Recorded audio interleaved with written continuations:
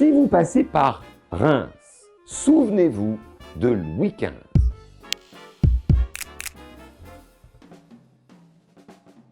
Les cloches sonnent joyeusement.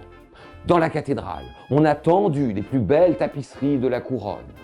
Le maître-autel est couvert de draps d'or et d'argent et partout, les fleurs de lys d'or semées sur fond d'azur annoncent qu'ici sera oint et sacré le roi de France.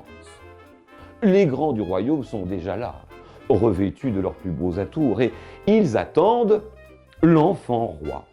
Mais oui, parce que Louis XV a tout juste 13 ans. Il est beau comme l'amour, disent les femmes de la cour. Et c'est vrai. Il est sportif, il a épuisé tout le monde en courant dans un clocher quelques jours plus tôt, il a les cheveux longs, de grands yeux noirs brillants. Un gamin qui a été roi très tôt. Mais oui, Louis XV est orphelin en fait. Il a perdu son père, sa mère, son frère.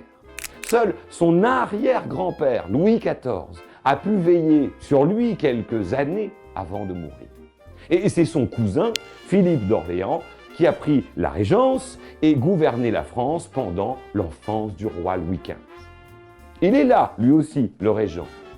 Dans le palais du Thau, le jeune roi est allongé sur le grand lit et il doit faire semblant de dormir. C'est la tradition. Et ça l'amuse. Oui, c'est encore un gamin. Ainsi veut la tradition. 2 évêques sont de l'autre côté de la porte de sa chambre. Et un chambellan frappe à la porte. Il le fera 3 fois.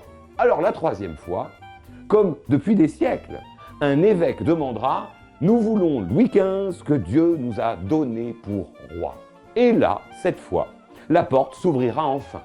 Le roi suivra les évêques, pénétrera dans la cathédrale de Reims au son des grandes orgues et prêtera plusieurs sermons.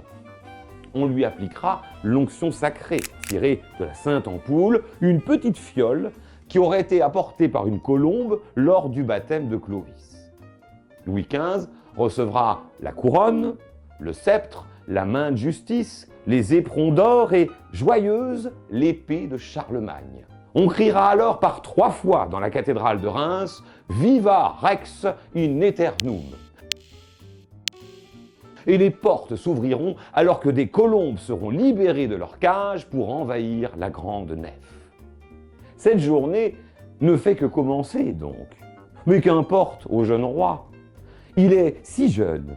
Il n'est qu'au début de son règne, celui qui sera surnommé le bien-aimé et dont une statue perpétue le souvenir pas très loin de l'antique cathédrale sur la place royale de Reims, la cité des rois.